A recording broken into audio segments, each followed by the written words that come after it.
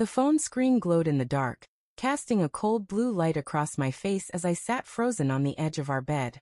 It was 2:17 a.m., and the notification, a single text from an unknown number, burned into my retinas. Tell her the truth, Mark. She deserves to know. My thumb hovered over the screen, trembling, as my heart slammed against my ribs. Who sent this?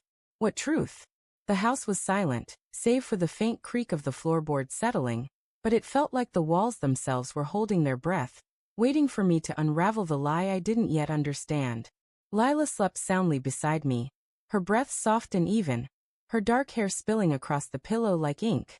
I stared at her, my wife of 7 years, searching her peaceful face for answers. The text wasn't meant for her.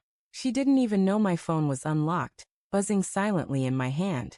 But the words clawed at me, sharp and insidious, like a splinter burrowing deeper with every second I tried to ignore them. I deleted the message, my fingers moving on instinct, but the words lingered, seeping into my thoughts like poison. I told myself it was a mistake, a wrong number, some cruel prank. But doubt, that quiet predator, had already sunk its teeth into me. The next morning, the kitchen smelled of burnt toast and fresh coffee, a familiar chaos that usually grounded me. Lila stood at the counter, her back to me, slicing strawberries with quick, precise flicks of the knife. The sunlight streaming through the window caught the glint of her wedding ring. And for a moment, I could almost pretend last night's text never happened. "You're up late," she said without turning, her voice light but edged with something I couldn't place. Was it irritation? Suspicion? I forced a laugh, too loud in the small space. "Rough night," I said, pouring coffee I didn't want. Her knife paused mid-slice, just for a second, before resuming its rhythm. I watched the blade, transfixed, as it cut through the fruit's soft flesh. I tried to focus on work that day, but my office felt claustrophobic, the hum of the air conditioner too loud, the fluorescent lights too harsh.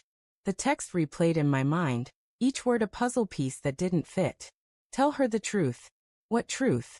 I hadn't cheated, hadn't lied, at least, not about anything big enough to warrant this. Sure, there were small things. The late nights I claimed were work but were really drinks with coworkers, the credit card charges I glossed over as work expenses. But those were nothing, just the usual friction of marriage, weren't they? I opened my phone, scrolling through old messages, call logs, anything that might explain the text. Nothing stood out, but the unease grew, a low hum in my chest that wouldn't quiet. That evening, Lila was different. She sat across from me at dinner, her fork pushing roasted potatoes around her plate, her eyes distant. "You okay?"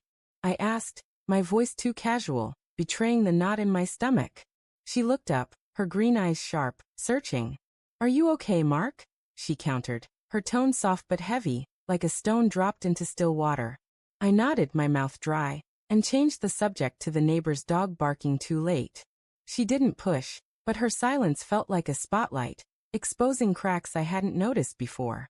Days passed, and the text became a ghost haunting every quiet moment.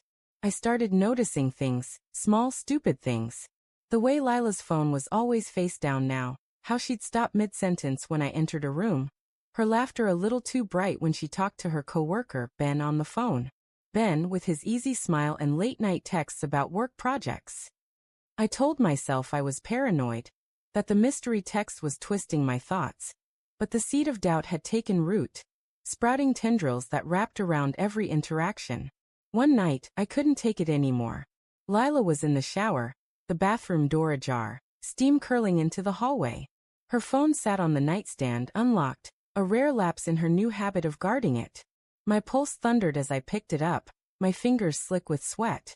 I opened her messages, scrolling past group chats and grocery lists, until I saw Ben's name. The thread was long, too long, filled with emojis and late-night banter that felt too intimate, too familiar. One message, dated 3 days ago, stopped me cold. "I can't keep pretending, Lila. It's killing me." My vision blurred, the words swimming on the screen. I wanted to scream, to throw the phone, but I stood there, paralyzed, as the shower shut off. Lila emerged, a towel wrapped around her, her hair dripping onto the hardwood. She saw me with her phone, and her face shifted, shock then guilt, then defiance, all in a heartbeat. What are you doing? She asked, her voice low, dangerous. I held up the phone, my hand shaking. What's this, Lila? What's Ben talking about? She froze, her eyes darting to the screen, then back to me. For a moment, I thought she'd lie, but then her shoulders slumped, and she sat on the bed, her face crumpling like paper. It's not what you think, she said, her voice breaking. Ben, he's in love with me. Has been for months. I didn't know how to tell you. My chest tightened, the air too thick to breathe. Did you? I couldn't finish the question, but she knew. She shook her head, tears spilling down her cheeks. No, Mark. I swear. I didn't do anything. I didn't stop him either. Her words cut deeper than I expected, each one a blade slicing through 7 years of trust. I wanted to believe her, but the text from the unknown number echoed in my mind. Tell her the truth. Was this it? Or was there more? The fight that followed was a blur of accusations and denials, our voices rising until the neighbors must have heard. You're sleeping in the guest room until you apologize, she spat, her face flushed with anger and hurt. I laughed, a bitter, hollow sound. Apologize? For what? You're the one hiding things. But as I stormed out, her phone still clutched in my hand, another text came through from the unknown number. You're both lying to yourselves. My blood ran cold. This wasn't about Ben. It wasn't even about Lila. The truth, whatever it was bigger, darker, and it was closing in. I lay awake in the guest room, the mattress too firm, the air too still. Lila's words, Ben's messages, the anonymous texts, they swirled in my mind, a storm with no center. I thought of the late nights I'd spent with my coworker, Sarah, her laughter too warm, her hand lingering too long on my arm. Had I crossed a line I didn't see? Had someone else seen it? The phone buzzed again, and I opened it, my heart in my throat. Another message, this time a photo. Me and Sarah at a bar, her head tilted toward mine.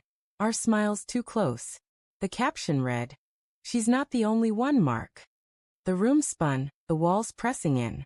I hadn't cheated, not really, but the photo told a different story, one I couldn't deny. Lila's betrayal, my own flirtations, the anonymous texter. They were all threads in a web I'd helped weave. I stared at the ceiling, the truth crashing over me like a wave. We'd both been unfaithful in our own ways, not with our bodies but with our hearts, letting cracks form in the foundation of our marriage. The real betrayal wasn't the texts or the secrets. It was the moment we stopped choosing each other.